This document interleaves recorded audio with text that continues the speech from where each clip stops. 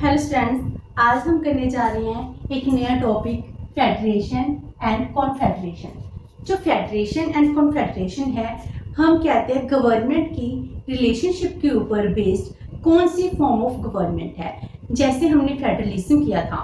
Federalism क्या था कि हमारे इंडिया में फेडरलिज्म प्रिवेल करता है, जहाँ पर जो पावर्स हैं वो डिस्ट्रीब्यूट की गई हैं between union and the state. तो ऐसे ही जब हम पावर को डिस्ट्रीब्यूट करते हैं तो हमारे पास यूनिटरी गवर्नमेंट आती है, फेडरेशन आती है, एंड उसके बाद आता है कॉन्फेडरेशन। तो आज हम इनका मीनिंग करते हैं, देन कॉन्फेडरेशन की प्रॉब्लम्स करेंगे।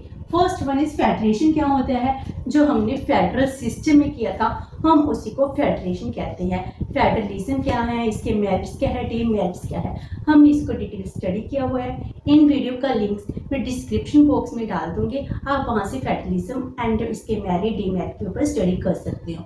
तो फेडरेशन इन शॉर्ट होता क्या है? फेडरेशन में हम क्या करते हैं, एक न्यू सॉवरेन स्टेट को फॉर्म करते हैं। जैसे जब हम इंडिपेंडेंट हुए थे 1947 में, तब हम क्या बन गए थे, एक नया सॉवरेन स्टेट बने थे।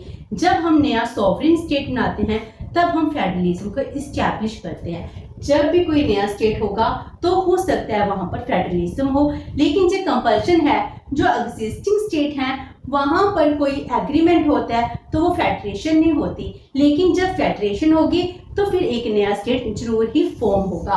एंड जो यूनियन होती है, जो कौन सी होती है, परमानेंट नेचर की होती है। हम ऐसा नहीं है कि अपने यूनियन को, अपनी ट्रीटी को खत्म कर सकते हैं। देन इसमें क्या होती है, डिवीजन ऑफ पावर्स होती हैं between the centre and the states. And इसमें डबल सिटीजनशिप का प्रावधान होता है। डबल सिटीजनशिप मीन्स जो सेंटर्स हैं, सेंटर की अलग सिटीजनशिप होती है एंड जितनी भी स्टेट्स हैं इनकी अलग से सिटीजनशिप होती है। तो इसका मीनिंग क्या हो गया, एक सिटीजन को डबल सिटीजनशिप मिलती है।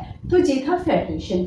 एंड जो कॉन्फेडरेशन है, इसमें क्या है, जो एग्जिस्टिंग स्टेट हैं वो एग्जिस्टिंग स्टेट एक ट्रीटी कर लेती हैं किसके रिगार्डिंग, ताकि हमारे जो कॉमन ऑब्जेक्टिव्स हैं हम इनको अचीव कर सके। तो कॉन्फेडरेशन होता क्या है, it is the voluntary independent states association. जो कुछ स्टेट्स हैं जो एग्जिस्ट कर रही हैं इनकी वॉलंटरी इंडिपेंडेंट एसोसिएशन होती है। किसके लिए जी एग्जिस्टेंस में आती है, to secure some common purpose. इनके कुछ कॉमन पर्पस होते हैं। हम कुछ स्टेट्स हैं, स्मॉल स्टेट्स हैं, हमारे कुछ पर्पस हैं, क्यों ना हम मिलके उन पर्पस को सॉल्व करें, अचीव करें। जो भी प्रॉब्लम्स हैं इनका सॉल्यूशन हम आपस में मिलकर फाइंड आउट कराते हैं। तो इसको कहते हैं to secure some common purpose and they agree for some limitation on their freedom of action. जब हम कॉन्फेडरेशन में आते हैं इसमें क्या होता है, हर एक स्टेट एग्री हो जाती है कि हम पर कुछ लिमिटेशंस होंगे और हम उन लिमिटेशंस को क्या करते हैं, एक्सेप्ट करते हैं, ताकि हम अपने कॉमन पर्पस हैं, ऑब्जेक्टिव है, इनको सिक्योर कर सके। तो इसका पर्पस है अपने ऑब्जेक्टिव को अचीव करना। हम कॉन्फेडरेशन में क्या करते हैं, we establish joint machinery of consultation on critical issues.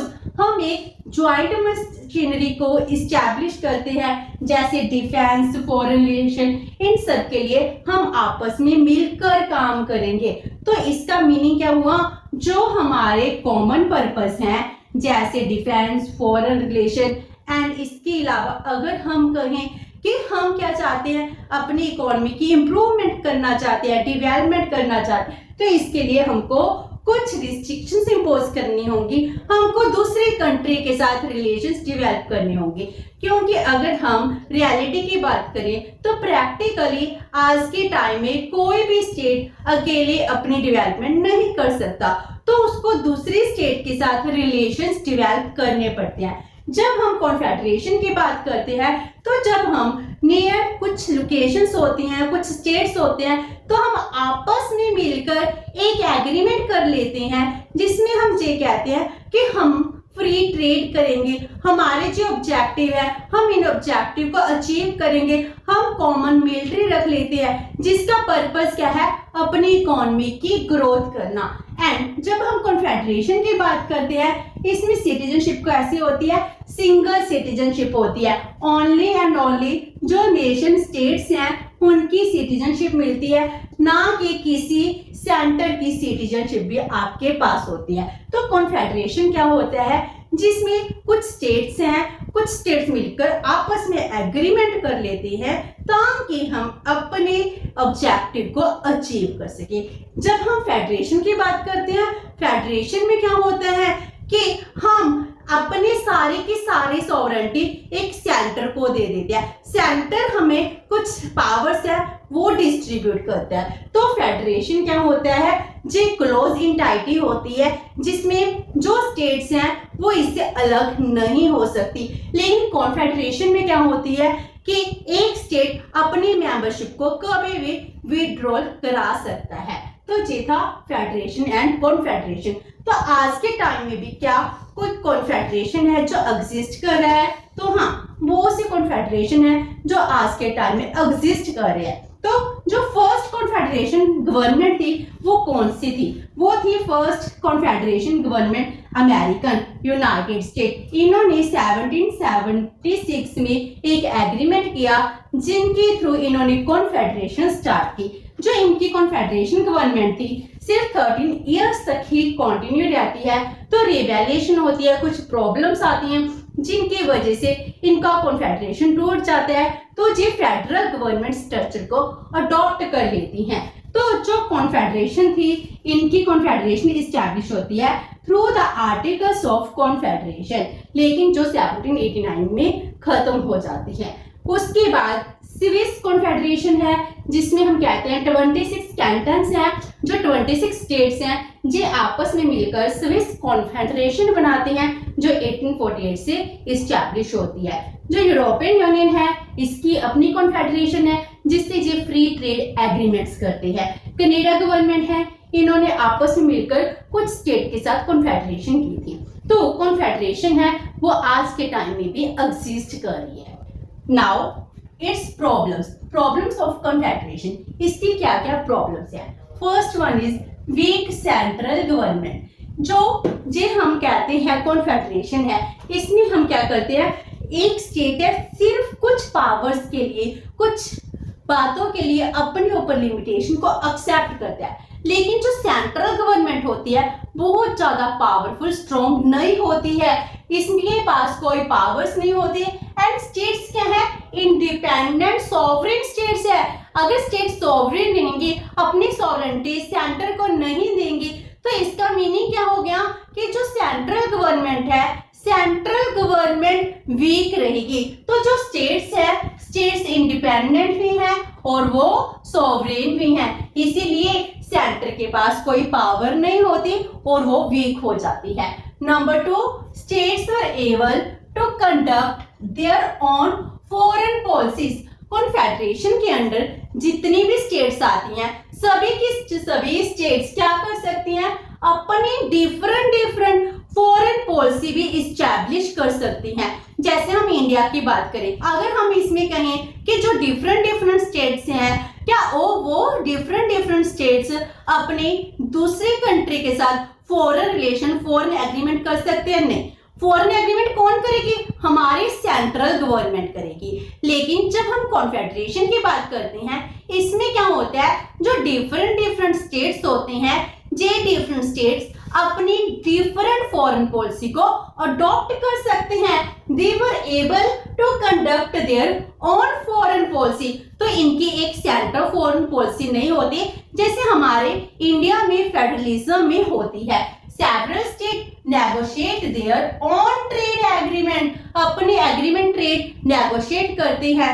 Even कि एक कंट्री के राइवल कंट्री के साथ भी फॉरेन रिलेशनशिप को डेवलप करते हैं। इस तरह क्या हो गया, जे अपनी फॉरेन पॉलिसी खुद ही फॉर्मुलेट करते हैं। Then practically impossible to amend documents. जो कॉन्फेडरेशन होती है, इसमें जो डॉक्यूमेंट्स होते हैं, अगर हमने कुछ चेंज करना है तो वो चेंज कर पाना बहुत मुश्किल होता है। कॉन्फेडरेशन में जितनी भी स्टेट्स होती है वो सॉवरेन होती हैं, इनका अपना कॉन्स्टिट्यूशन होता है।